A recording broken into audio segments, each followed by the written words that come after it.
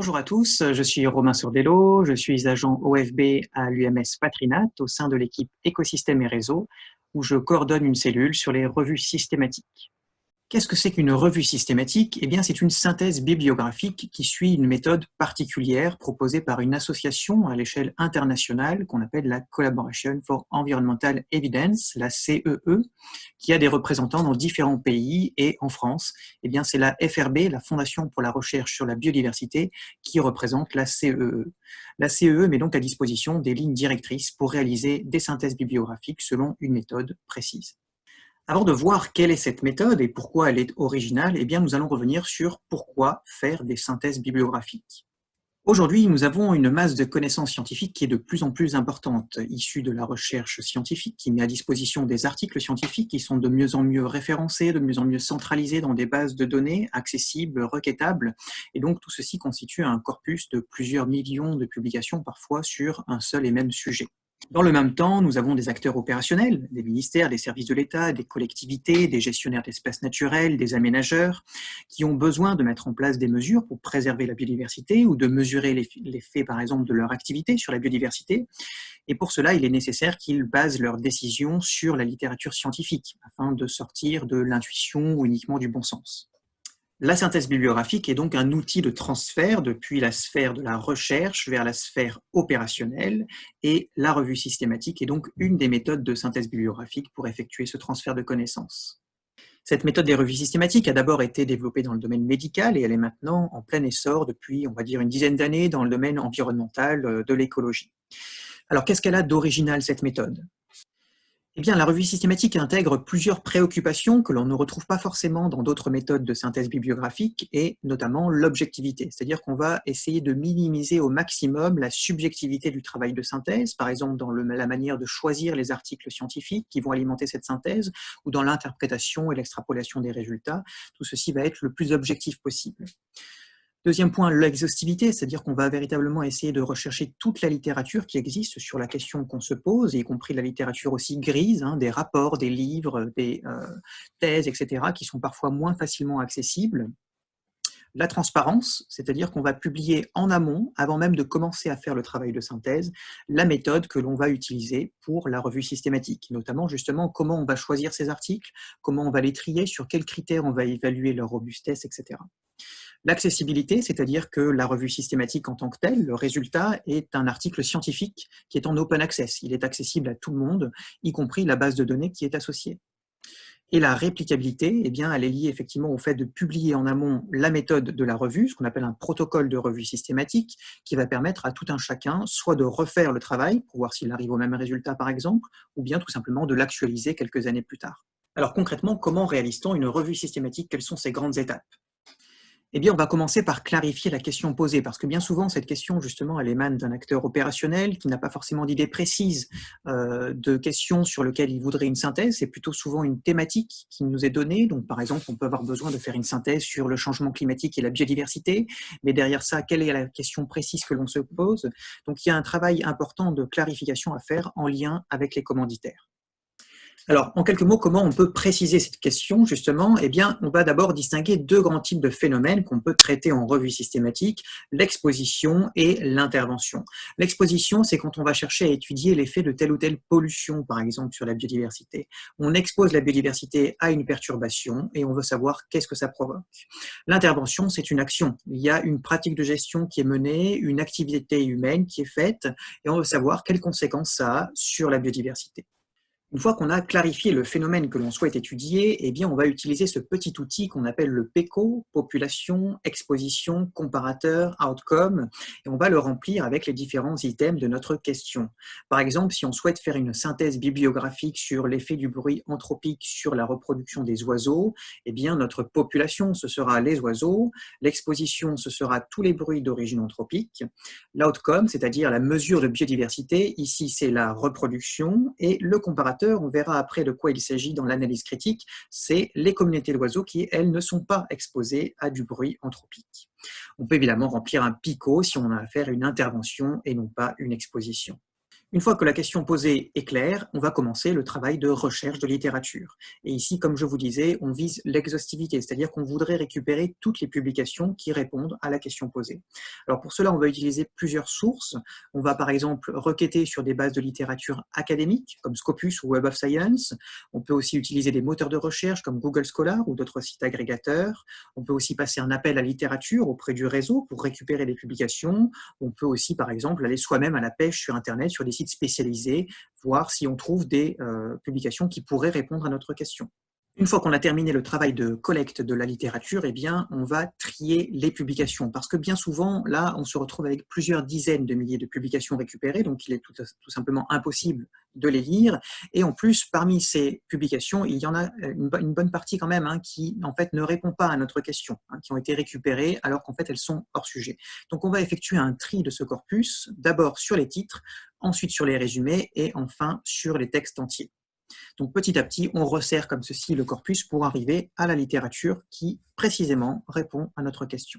Une fois que nous sommes arrivés à ce corpus, qu'on pourrait appeler optimal ou élaboré, on va faire ici une étape qui est très originale par rapport à d'autres méthodes de synthèse bibliographique, qui est l'analyse critique des publications. C'est-à-dire qu'on part du principe qu'on ne peut pas accorder le même niveau de confiance aux résultats de toutes les publications, parce que celles-ci peuvent comporter des biais, et y compris si elles ont été publiées dans des revues à comité de relecture, parfois des revues renommées, eh bien, le protocole expérimental peut comporter des biais parce que les auteurs ont pu manquer de moyens ou de temps, et donc il est nécessaire de refaire une analyse critique sur la base de critères objectifs qui auront été posés avant pour évaluer le niveau de confiance qu'on peut accorder à chaque publication. Alors je m'arrête un instant sur cette étape de l'analyse critique parce que c'est vrai qu'elle est assez originale dans le processus de revue systématique. Globalement, on va regarder des critères assez universels en fait par rapport aux expériences, c'est-à-dire que l'on soit dans le domaine de la biologie, de l'écologie ou même de la physique, eh bien il y a des critères communs pour dire au final qu'est-ce que c'est qu'une bonne expérience, comment on peut accorder de la confiance dans les résultats qui sont obtenus. Par exemple, il faut évidemment que l'expérience comporte un contrôle, c'est-à-dire dans le domaine de l'écologie, il faut qu'il y ait des sites témoins. Si on veut mesurer l'efficacité de telle ou telle pratique sur la biodiversité, il faut qu'on ait des mesures de biodiversité sur les sites où cette pratique est appliquée et puis sur les sites où cette pratique est absente, pour avoir un comparateur qui soit valable. Il faut aussi évidemment que cette expérience elle soit répliquée, il faut aussi que les sites choisis soient choisis de manière objective ou avec une part justement de hasard pour éviter d'orienter éventuellement ensuite les résultats obtenus. Globalement, dans le travail de revue systématique, on va favoriser les protocoles qu'on appelle les BACI ou les BACE, en fonction de si on a à faire une intervention ou une exposition. Ce sont des protocoles dans lesquels on a des mesures avant, parfois pendant et après l'intervention ou l'exposition sur les sites traités et sur les sites témoins. Voilà, c'est ça qu'on peut considérer comme les protocoles les plus robustes et c'est ça qu'on va privilégier dans le travail de revue systématique. À l'issue de cette analyse critique, nous aurons trois grandes catégories d'articles. Des articles qui auront un biais faible, d'autres un biais moyen et d'autres un biais fort. Et dans le processus de revue systématique, eh bien, on va écarter totalement les articles qui auront un biais fort parce qu'on part du principe que, eh bien, justement, ils sont trop biaisés pour participer aux résultats de la revue systématique. Donc à partir d'ici, on va garder uniquement les articles qui auront un biais moyen ou faible. À partir de ces articles à biais moyen ou faible, on va pouvoir commencer le travail d'extraction des données, d'analyse et de synthèse. Alors dans la revue systématique, eh bien, il y a deux types de synthèse qui sont visés, la synthèse qualitative et la synthèse quantitative. La synthèse qualitative, c'est tout simplement une extraction factuelle des résultats des articles scientifiques que l'on va mettre sous forme d'un tableau en disant pour chaque article si ces résultats sont positifs, non significatifs ou négatifs par rapport à la question que l'on pose, d'un point de vue uniquement factuel. Et la synthèse quantitative, eh bien, c'est une méta-analyse, on pourrait dire classique, que l'on intègre en fait dans la revue systématique. Donc on va nous-mêmes refaire une analyse statistique globale en prenant comme donnée d'entrée eh bien, l'ensemble des articles scientifiques qu'on aura collectés, à biais moyen ou faible. Évidemment, cette synthèse quantitative, elle n'est pas possible tout le temps, ça dépend du nombre d'articles que l'on aura collectés au final. Parfois, il n'est pas possible de la réaliser. Et enfin, donc, quand on a terminé ces deux types de synthèse, eh bien, on rédige la revue systématique qui se présente là aussi, comme je vous disais, sous la forme d'un article scientifique en anglais qui sera publié dans un journal. Alors, un mot sur le journal, justement, eh bien, où est-ce qu'on retrouve les revues systématiques? Dans le journal Environmental Evidence, qui est associé à la CEE. C'est le seul journal qui fait foi, c'est-à-dire qui publie de manière officielle les revues systématiques ayant suivi les lignes directrices de la CEE. On y retrouve aussi dans ce journal les protocoles des revues systématiques, c'est-à-dire les articles dont on a parlé tout à l'heure, qui sont publiés en amont de chacune des revues pour faire état de la méthode qui sera suivie. Prenons maintenant un exemple d'une revue systématique que nous avons menée à l'UMS Patrinat, que nous avons appelée Connexité, sur les dépendances des infrastructures de transport, donc les routes, les autoroutes, les voies navigables, les lignes électriques, les voies ferrées, les gazoducs. La question était de savoir si ces bords d'infrastructures de transport pouvaient jouer un rôle pour la biodiversité comme habitat ou corridor. Et cette question nous était posée dans le cadre d'un appel à projet par les gestionnaires d'infrastructures eux-mêmes, en partenariat avec le ministère de l'écologie, l'AFRB et l'ADEME. Nous avons donc mené sur cette question une revue systématique en suivant toutes les étapes que nous avons vues là précédemment dans cette vidéo, en partant d'à peu près 80 000 publications, et nous avons pu inclure du coup une méta-analyse. La revue systématique a été publiée en 2018 et la méta-analyse qu'elle inclut montre un résultat qui est un petit peu contre-intuitif, c'est que sur les bords de route, hors autoroute, eh bien, l'abondance d'insectes est plus importante que dans les milieux analogues qui ne sont pas situés sur le bord d'une route. Alors ce résultat, il peut quand même aussi s'interpréter, c'est qu'aujourd'hui les bords de route, effectivement, sont gérés de manière plus douce, on va dire, avec moins de pesticides, des poches qui sont plus tardives, et ils peuvent donc se révéler plus intéressants pour la biodiversité dans certains paysages agricoles intensifs, par exemple. Mais cela montre l'intérêt d'avoir suivi aussi une méthode aussi robuste et complète que la revue systématique, parce que peut-être que nous n'aurions pas obtenu ce résultat si on avait employé une méthode plus classique de synthèse bibliographique.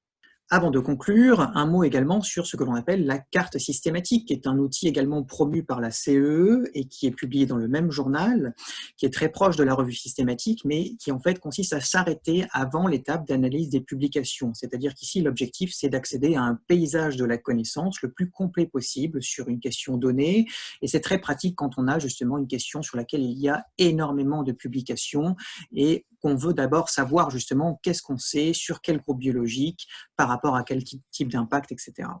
Pour prendre un exemple, nous avons mené à l'UMS Patrinat une carte systématique sur la pollution sonore, c'est-à-dire sur l'impact du bruit anthropique sur la biodiversité. On pourrait penser que ce sujet est émergent et donc il fait pour l'instant l'objet de peu d'études. Nous avons réussi en fait à rassembler près de 1800 publications dans cette carte systématique.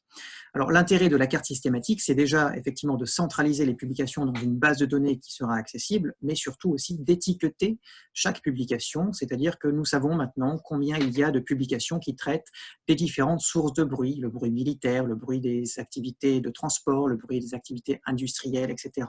Nous avons également classé les publications par type d'impact, la reproduction, l'utilisation de l'espace, le comportement, ou encore par groupe biologique, les oiseaux, les mammifères, etc. Donc la carte systématique a pour objectif d'avoir un paysage complet de la connaissance et d'identifier ainsi les endroits où il y a des manques de connaissances, là où la recherche devrait produire de nouvelles études, et les endroits où nous avons suffisamment de connaissances pour engager des revues systématiques et donc poursuivre le travail par l'analyse de ces publications. En conclusion, nous avons vu que la revue systématique était une méthode particulièrement robuste pour réaliser des synthèses bibliographiques et qui faisait l'objet d'un label en quelque sorte à l'échelle internationale.